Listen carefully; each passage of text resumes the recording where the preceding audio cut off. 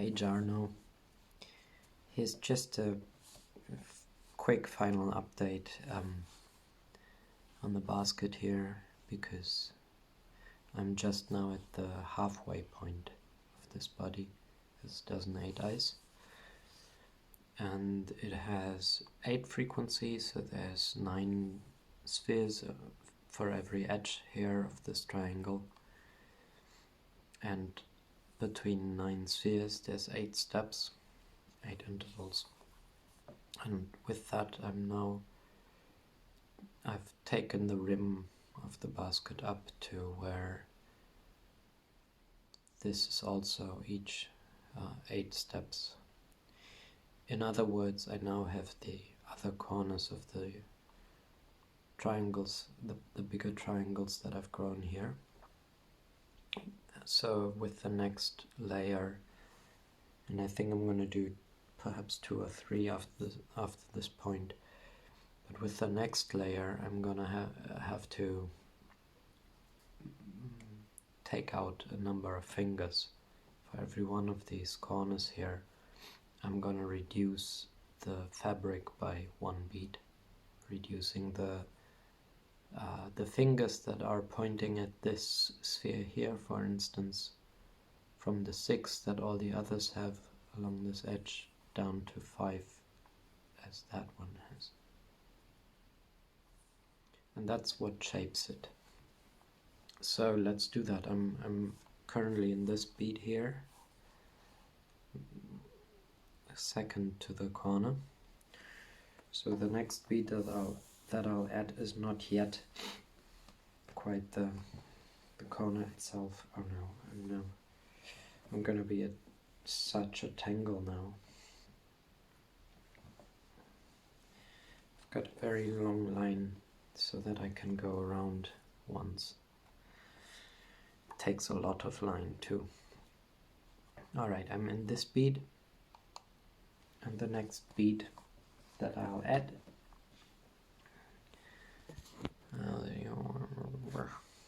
that doesn't show, anyways I'll lift it up in a second. I'm just adding another bead here, just as I have added all of them before.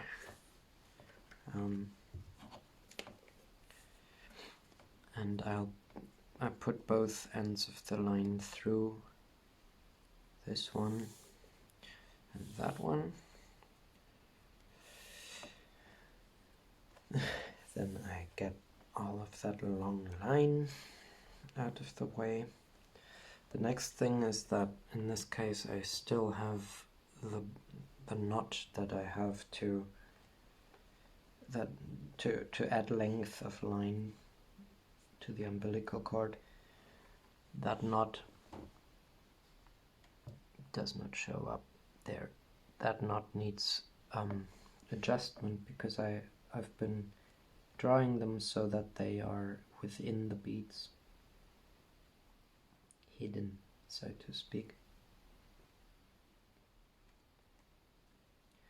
So that's some of the fine-tuning I'm doing along the way, just to try to get it neat. Okay, that's fine. So now the excess of the knot line is coming out there. I keep cutting them off, and with that I've got this bead here that is now active, so to speak. It's moving. I'm gonna add it to this one.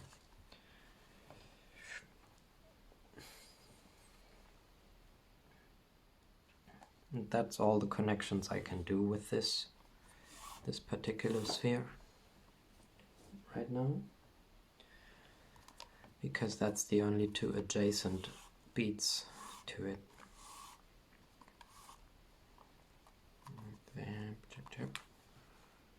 Oh, what's this?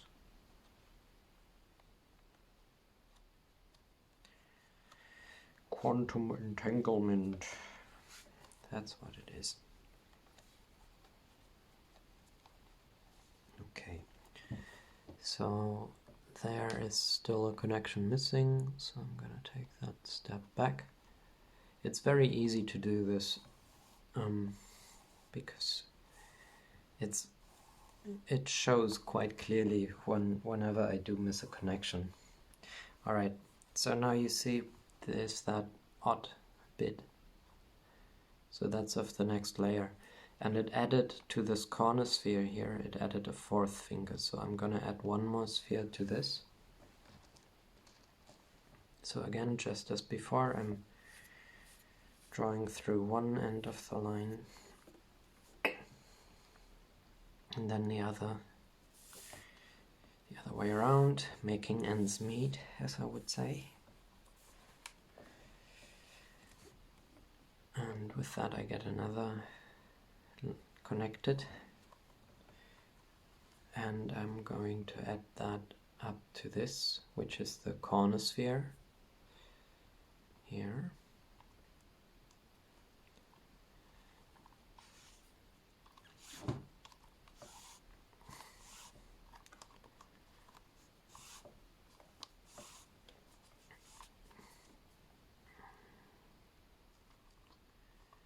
And taking the step back into it. Oh, and there's another bit of a knot. But these aren't really knots, they are usually unknots, which is a thing in itself. So they are self-regenerating entanglements, which aren't really knots, but close enough. Alright, see, now we have another eye there. And with that, if we look at this corner sphere, from that we now have 5 fingers emanating to the 5 adjacent spheres. And that's what I want. I want to have a corner like that one where it's 5 fingers, 5 spheres around that one. So rather than adding another sphere here, which would be what I have done all the time in between here, adding up to 6 spheres around one, I'm just gonna leave out one and connect right away to that one. And as I do that, and as I draw them close, there's no other way for them but to become a corner of the kind that gives us the dozen 8 eyes, 5 finger corners. That's the whole magic. There, alright, see that connection?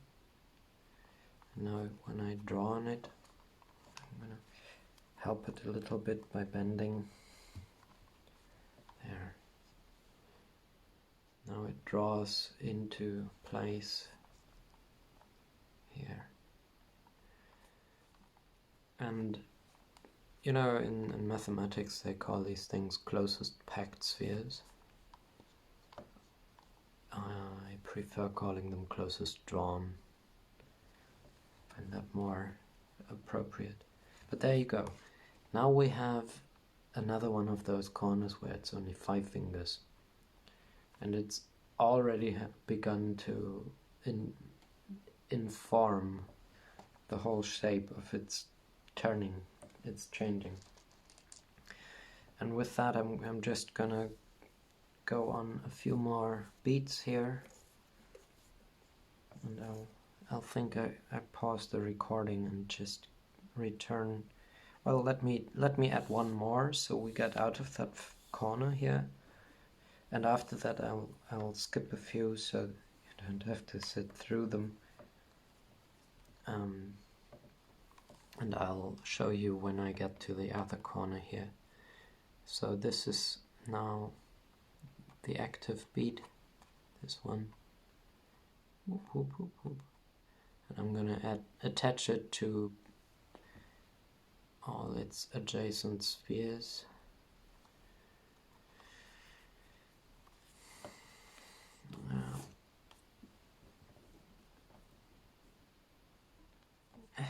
So if I recall correctly, today on the call with studio, someone asked what I meant when I said triangulating. Well, there's way too many ways in which we can be triangulating, so I use the term rather loosely. But in general terms,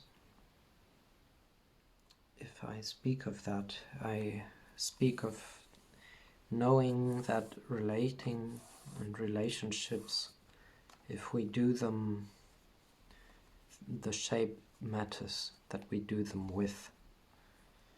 And one of the very fascinating, if not frustrating, aspects of our civilization is almost the entirety of our thoughts take shape in boxes. And that's fine, I mean, not with me, but apparently with most other people. And in that framework that creates and generates the kind of manufactured reality we find ourselves in, pretty much everything we get, everything we are creating ourselves or connecting to that other people have created, the vast majority of all of these things are generated and created with a specific shape, which is generally a rather uniform rectangular one, either square or rectangle, cube, or whatever it's called when it's not a cube, a cuboid, I don't know. But very rarely do we actually get to experience and connect to ourselves and others in terms of triangling. And I'm just seeing that I could have drawn a bit more tension in that corner. I was afraid so. But it's gonna be fine. I'm gonna return to it in another round, and just with another round I'll draw these together. But one can see here how this is the corner now with the 5 fingers, and I've been adding triangles here. I've been adding spheres really, because every triangle is implicitly reminding us of the spheres that are in its presence, because really the corners of the triangles, the corners of these relationships are the happenings of that are the spheres, whether we manifest them or not. But what I'm saying is, when we are looking out into a world that is, generally speaking, shaped very specifically in square grids and normed papers and books and boxes and everything everywhere, square space. I mean, I think most people know what I mean. It's easy to kind of think that that's the only shape that stuff can be in, right? It's like, yeah, sure, a piece of paper is, generally speaking, rectangular. A book is a table, a house. And because that's usually and most often the case, we have grown accustomed to it over generations, really. Generations and generations. And we were never surprised by the fact that everything has that shape. And I am now really surprised that everything has that shape. And I'm actually, what I'm playing with, what I'm so interested in is rather what kinds of shapes can we get to, when rather than beginning with squares somewhere, we just focus on the triangle and make that the equivalent unit to whatever it is we're doing. And that's the trick with synergetics, is first of all we realize that unity is in fact plural and at minimum 2. So even what we could call the greatest sum total of all, which is the whole, which is universe, capital U, even that is a plurality in its core, in everything that it is. It's always a plurality that is basically complementing, all the members of it are complementing one another to generate that whole. And then there's the physical and the metaphysical and all of that. But we can recognize that unity is plural and at minimum 2. Just like the one sphere is already both the inside sphere, which is concave, and the outside sphere, which is convex.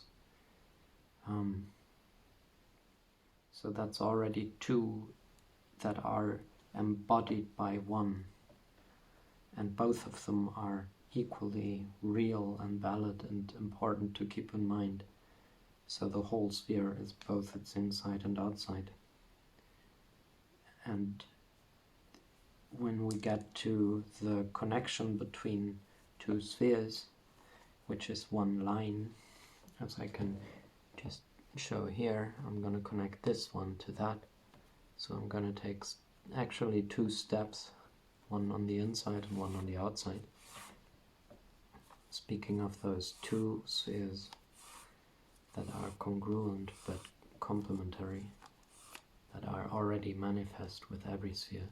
Here, now I'm connecting that one back to this, every finger pointing 2 ways, and with that we get that line, which is a unit of a length, and it's a unity that is embodied by the plurality of the 2 spheres, and we couldn't have it without that.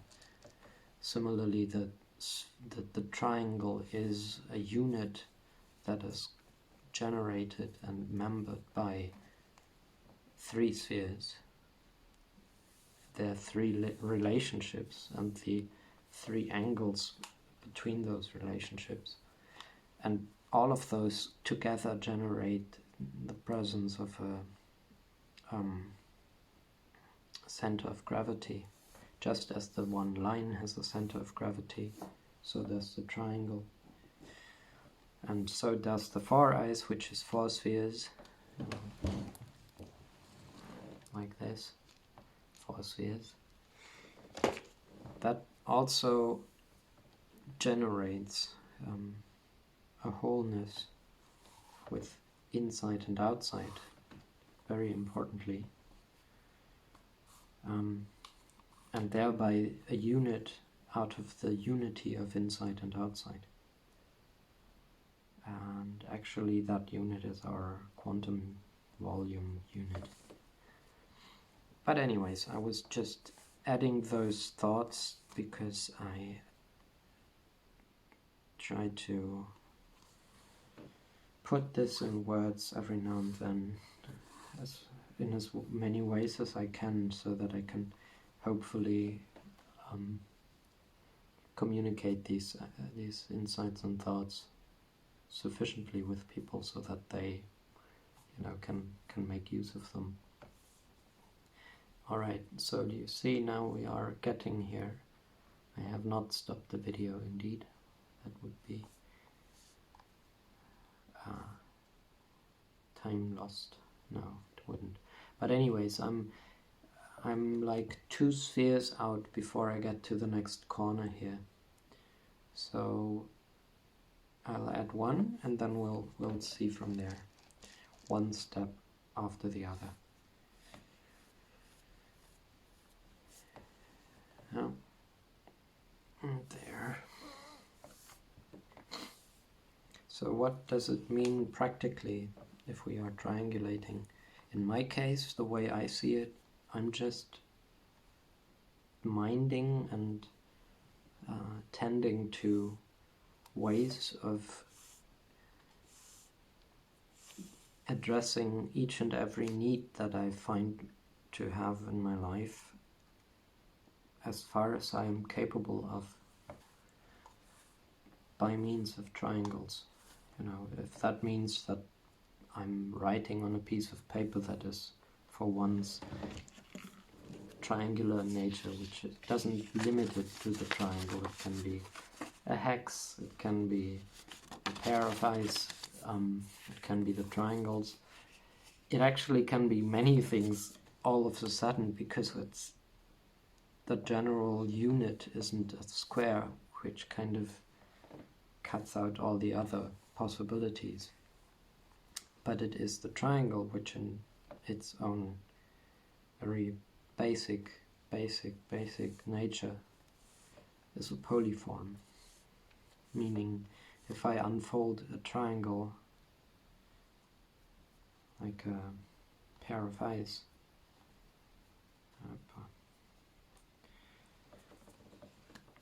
if I unfold a triangle like a pair of eyes, it looks two ways. Every time I do that, okay. There's one, and we unfold it. There's a pair of eyes, and one looks one way and the other looks the other. They complement one another into another unit, a pair of eyes, but they aren't the same. The wholeness that they make up, that they become, is one that comes from the complementarity of them, like this. And that's something very useful, and something that we're not that used to. And that's what I'm, at least in the scope of what I'm capable of personally, that's what I'm trying to change. You know, that's what I'm changing every single day as I go along, because every step of the way is a good chance to do so. Speaking of a step on the way, we're gonna add one more sphere, and then we are in the vicinity of our second corner here, which is where the next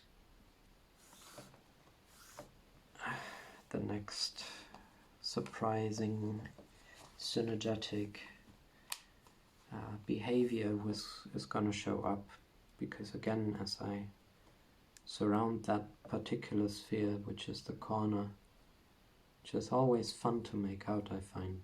It's just amazing to watch these lines as they move around. Yeah, but as I'm surrounding that sphere, I am giving it shape, because I am deciding that rather than just having a neutral 6 around 1, I'm gonna do 5 around 1. I could do 4 or 3 if I wanted to create a different shape, but since the shape of choice in this case is the dozen 8 eyes, which has 5 fingers around each corner, that's what I'm doing with these special corners that I'm shape-shifting here, because I'm not doing it with every sphere. Most of them, almost all of them, are 6 around 1, being neutral, and it's just those that are sitting on the corners of the main large-scale triangles, like I suppose we could call that the root node, while those are the overtones or the harmonics. So the root corners here, those over the whole structure would be a dozen, and in those dozen special places, those dozen corners like this one, I am taking out a bead, I am taking out a sphere, I am taking out a finger, and by doing so I am shape-shifting it, I'm shaping it. And watch, we can do it here. I'm not going to connect another sphere here, which would be the 6 around 1. Rather, I'm going to connect this one to that, and then draw them into critical proximity, I suppose, where I wouldn't be able to draw them any closer, even though I guess microscopically they never even touch properly. That's a side note though. Alright, now we have the connection. Now let's draw it. Maybe help it a little. I don't want to strain the thread too much. There we go. See? Now it's 5 around 1. And just to get out of the place, this awkward place where I need to put quite a lot of tension and keep the corner that way for now, I'm just gonna add one more bead to send the tension around a few corners, a few turns I suppose. And when the lines get redirected a number of times, they share the load and I don't have to hold on to it too much. Alright, see, I've got this one now, and I'm gonna attach it to that bead down here.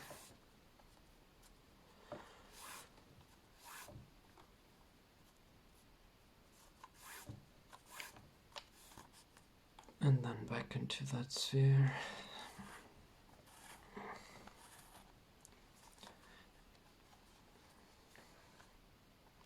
And then I'll jump into the next bead, the next sphere. Get that. Okay, back in here. And that's good. And there we go. That was just to give you a sense of the fun of this and the critical moments, so to speak, where the actual shaping takes place. The frequency doesn't change the shape per se. It's the general shape is dozen 8 eyes, whether we have a 1 frequency or a 5 or 8 frequency or even more. The basic shape is defined by a dozen corners that have 5 fingers. And with what I'm doing here, we're not getting up all the way to a dozen. We're going to be 3 corners short because that's on the other side. And without those we're at 9 corners. 9 corners where we take out a finger each. And that's what makes this what it is. Very sound system. Alright, so with that I'll leave you be and see you soon. Take care.